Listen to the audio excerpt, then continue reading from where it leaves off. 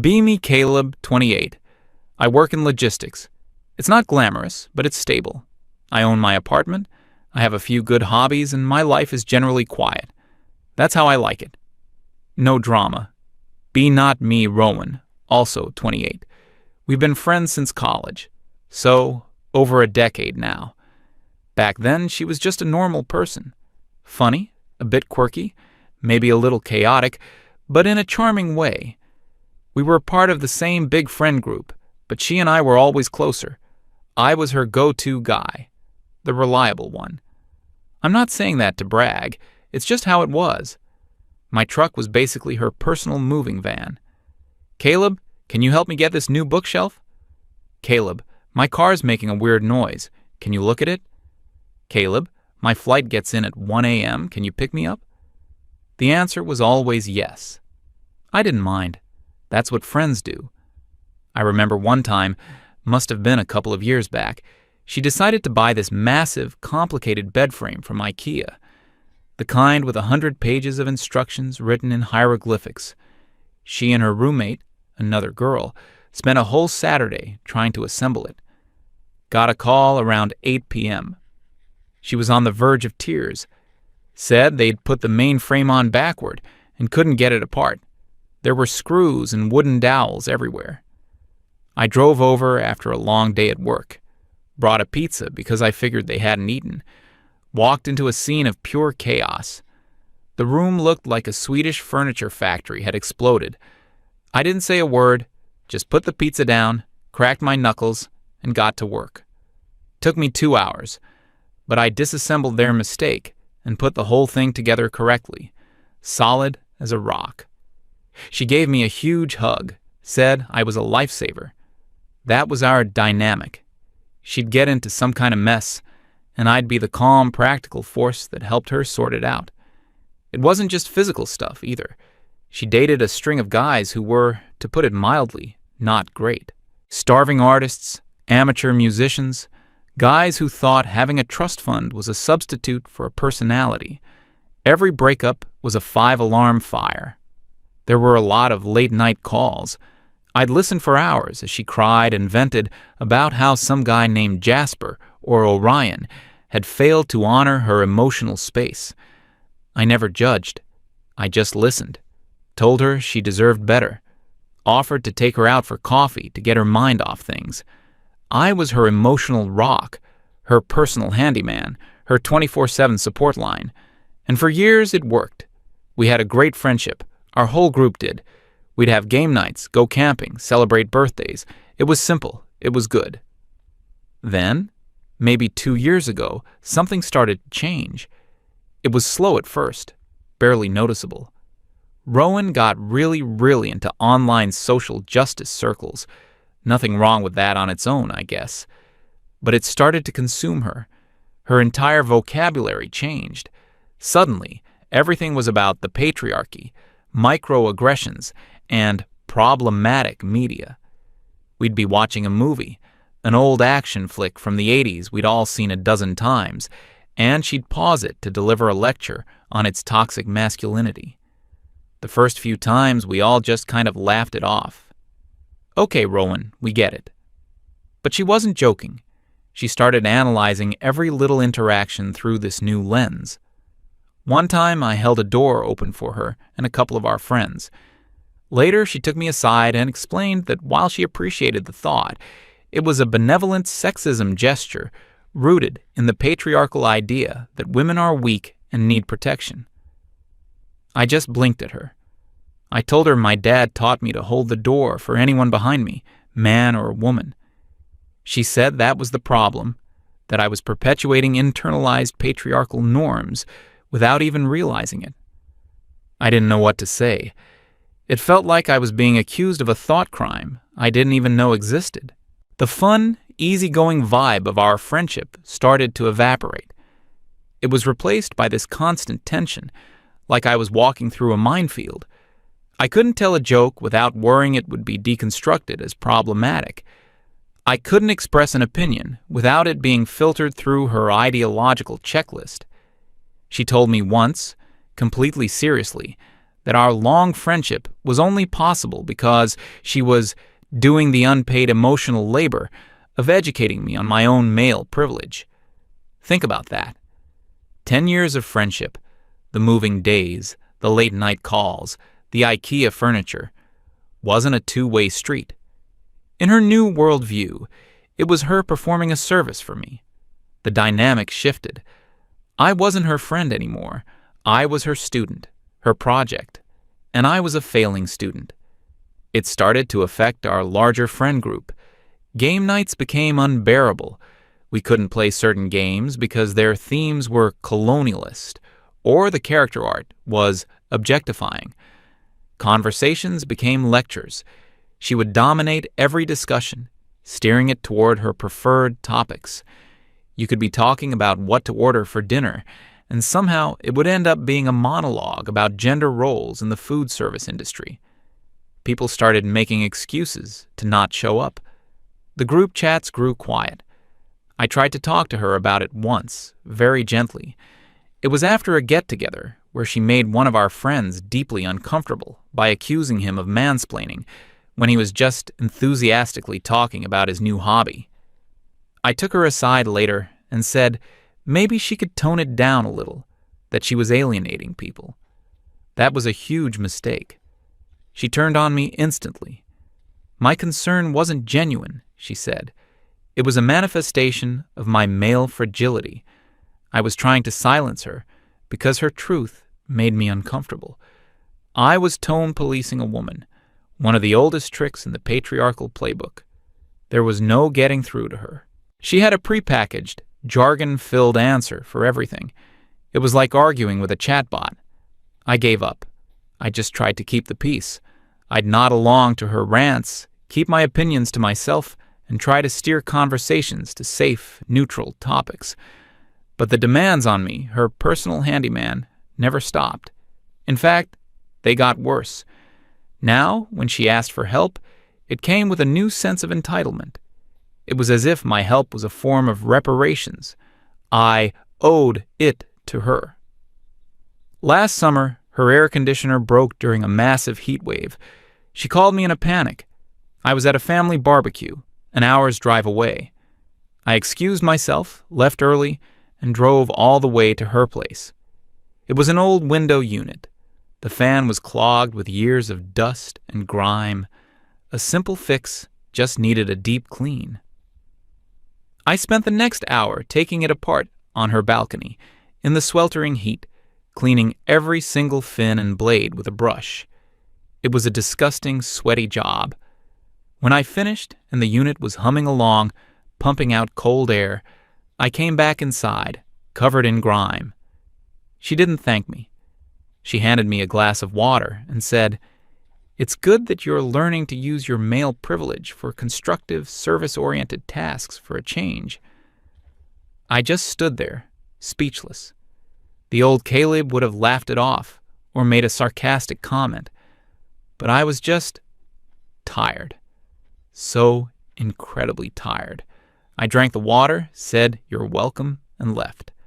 On the drive home, I seriously considered just ending the friendship right there. But we had so much history, a decade. You don't just throw that away. Or so I thought.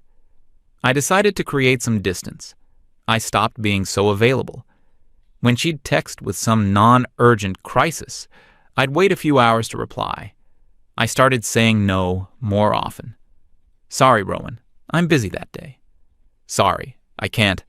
I have other plans." This did not go over well. She accused me of being a bad friend, of being selfish. One time, she wanted me to help her move a giant, heavy potted plant from her living room to her balcony. I had a legitimate scheduling conflict, a work thing I couldn't get out of. I explained this to her. Her response was an essay-length text message about how men are socialized to see their careers as more important than their relationships, and how my refusal to help her was a classic example of weaponized incompetence and male emotional withdrawal.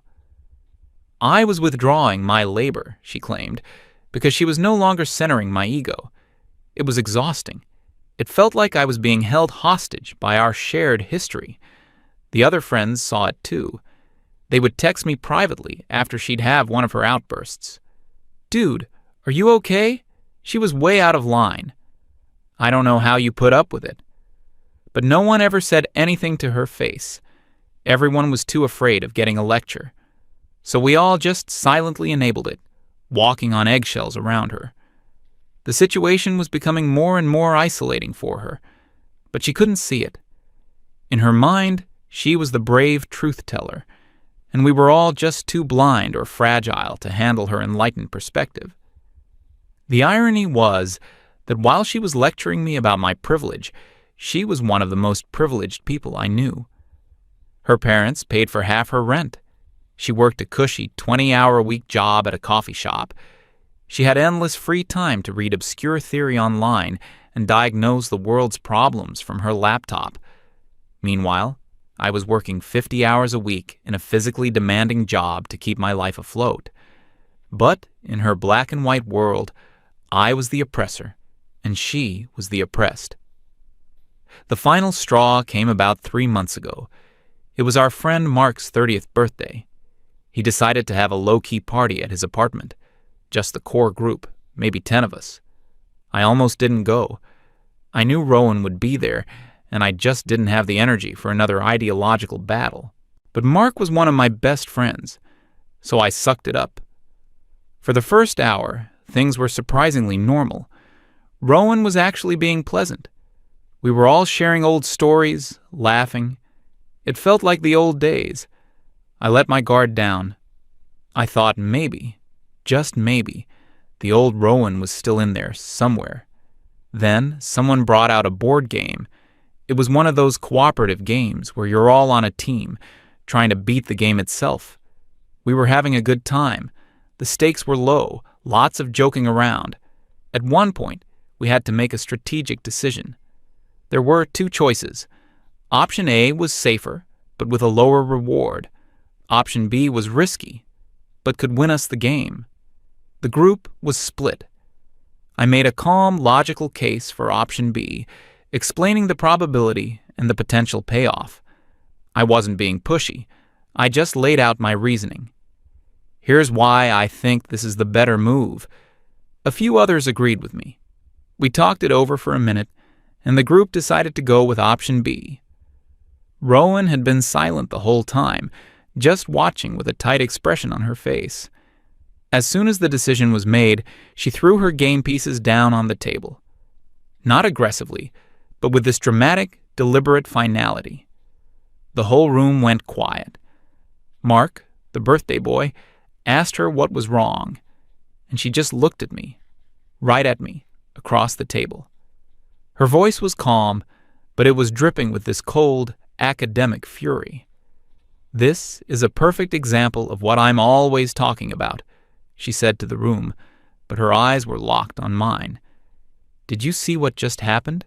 Did you see how Caleb used classic patriarchal conversational tactics to dominate the group?" I could feel every muscle in my body tense up. "He spoke with unearned confidence," she continued, her voice rising slightly. "He presented his subjective opinion as objective fact. He used logic and statistics as a tool to dismiss other, more intuitive approaches. He didn't build consensus. He asserted his authority until people gave in." Someone mumbled, "Dude, it's just a board game." That was like throwing gasoline on the fire. "It is never just a board game," she snapped. "These are the micro-level power dynamics that replicate the oppressive structures of our entire society. This isn't about winning or losing. It's about how the masculine desire to win and be right steamrolls collaborative, feminine forms of communication." The air in the room was so thick you could have cut it with a knife. Mark looked like he wanted the floor to swallow him whole. I didn't say anything. I just stared back at her. I was done trying to reason with her, done trying to defend myself. I just sat there, waiting for the storm to pass. But the storm wasn't passing. It was heading right for me. She stood up. "You know what, Caleb? I'm tired of this. I am tired of putting in the work to maintain a relationship with someone who refuses to see the harm he causes. My heart was pounding. I knew this was it. This was the moment everything was going to break. For years, I have tried to educate you. I have been patient, but you are actively resisting growth. Your male ego is so fragile that you can't even handle being challenged in a board game. She took a step towards me. The party was officially over. It was now the Rowan show, and we were all her captive audience. "This isn't about the game," she said, her voice dropping to a deadly serious tone. "This is about everything. It's about the way you walk, the way you talk, the way you take up space in the world without ever thinking about it." She took another breath, and this is when she delivered the final blow. "If this friendship means anything to you," she said, her voice trembling with self-righteousness, "I need you to apologize, right now, in front of everyone." I just looked at her, waiting for the punchline. "And I don't mean apologize for the game," she clarified, as if reading my mind. "That's trivial. I need you to apologize for the underlying behavior, for your privilege. I need you to look at me and apologize for the systemic harm you represent just by being a man." The silence that followed was absolute. It was so quiet I could hear the hum of the refrigerator. Everyone was frozen, staring at us. They looked horrified, embarrassed, but most of all, they looked helpless.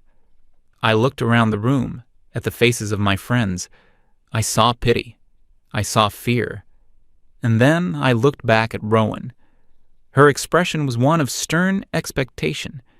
She genuinely believed this was a reasonable request. She thought this was a moment of profound breakthrough, a test of my character. In that instant, something inside me just snapped. It wasn't loud. It was a quiet, clean break.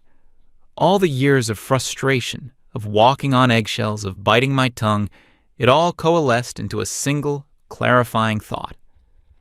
I don't have to do this. I didn't feel anger anymore. I didn't feel hurt. All I felt was a profound sense of release. The burden of this friendship, a weight I hadn't even fully realized I was carrying, suddenly lifted. I calmly placed my game pieces on the table. I stood up from my chair, pushing it in neatly. I looked at Mark, the birthday boy, who looked like he was about to have an aneurysm. I gave him a small, sad smile. "Happy birthday, man. I'm sorry about this. I'll call you tomorrow." And then, without a single glance back at Rowan, I walked out of the apartment. I didn't slam the door. I closed it gently behind me. Walking down the hallway to the elevator, I felt nothing but a strange, hollow peace. My phone started buzzing in my pocket almost immediately. I pulled it out, a string of texts from Rowan. "Are you serious? You're just going to walk away? This is peak male fragility. You can't handle being held accountable. Come back here and face your issues like an adult." Then a call. I didn't answer. Then another. I didn't answer. I got into my truck, sat in the driver's seat, and just stared at the steering wheel for a long moment. Then I opened my phone. I went to her contact. I blocked her number. I went to every social media platform we were connected on. Block, block, block. I severed every digital tie. It felt like I was performing a surgical procedure. Precise, clean, and absolutely necessary. I started my truck and drove home. I expected to feel sad. I expected to feel angry or to second-guess myself. Instead, I felt an incredible lightness. I got home, put on some music, and for the first time in a long time, my own apartment felt truly peaceful. The next day, I got texts from Mark and a few other friends from the party. All of them were variations of the same message. "I'm so sorry, dude. That was insane. Are you okay?" I told them I was fine. Better than fine, actually. Mark told me what happened after I left. Apparently, the party fell apart in minutes. Rowan tried to continue her victory lap, explaining to everyone how my exit was proof of my toxicity. Nobody engaged. The atmosphere was just dead. People started making their excuses and leaving one by one. Within half an hour, it was just her and Mark left, standing in the wreckage of his birthday party. She apparently tried to get him on her side, saying, "See? That's what I have to deal with." Mark, to his credit, just looked at her and said, "Rowan, you just destroyed my 30th birthday party to make a point. I think you need to go home." That was the last any of them heard from her for a while. The days that followed were blissfully quiet. No angry texts, no passive-aggressive social media posts showing up on my feed, no feeling of dread every time my phone buzzed. It was like a constant low-level background noise I'd gotten used to had suddenly been switched off. The true test came about a week later. I got a call from an unknown number. I let it go to voicemail. The message was from Rowan. Her voice was different. No anger, just a kind of baffled, demanding tone. "Caleb, this has gone on long enough. I haven't heard from you. I assume you've had some time to reflect on your behavior. I'm willing to hear your apology now and discuss how we can move forward." She still didn't get it. She still thought she was in the right, that my silence was some kind of childish tantrum, and that I'd eventually come crawling back. I deleted the voicemail without a second thought. 2 weeks later, she tried a different tactic. She started messaging our mutual friends, trying to use them as go-betweens. "Can you please tell Caleb to stop being so immature and talk to me? Can you ask Caleb what his problem is?" Most of our friends just ignored her or gave non-committal answers. One of our female friends, Sarah, finally got fed up and told her the truth. Sarah told me about the conversation later. She told Rowan, "His problem is you. You spent 2 years treating him like your personal unpaid therapist and handyman, while constantly insulting him and his entire gender. You humiliated him at his best friend's birthday party and then demanded he apologize for his own existence. He doesn't owe you a conversation. He doesn't owe you anything." Rowan's response was to call Sarah a pick-me and accuse her of having internalized misogyny. That was the final nail in the coffin for her relationship with the rest of the group. People stopped responding to her messages altogether. Her self-created echo chamber had finally left her completely alone. Life without her was a revelation. I had so much more free time and energy. I got back into hobbies I'd let slide because I was always on call for her dramas.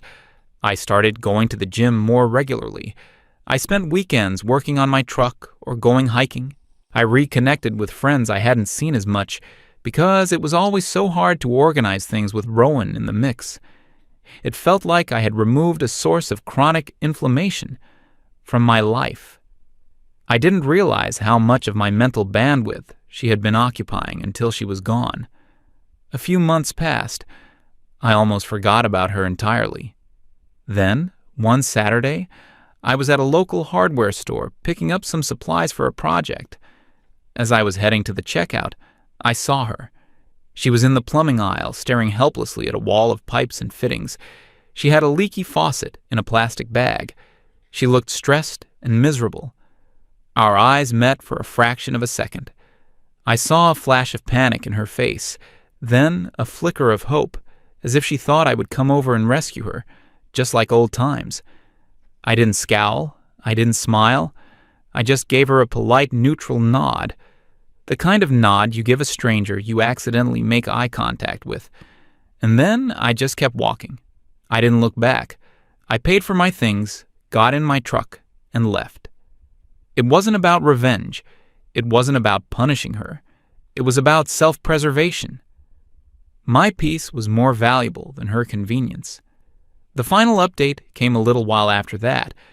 I ran into her old roommate, the one who was there for the IKEA bed disaster. She had moved out not long after I cut contact with Rowan. We chatted for a bit, and I asked how she was doing. She told me that life with Rowan had become impossible. Without me as a buffer, Rowan's ideological rants and constant sense of victimhood became focused on her.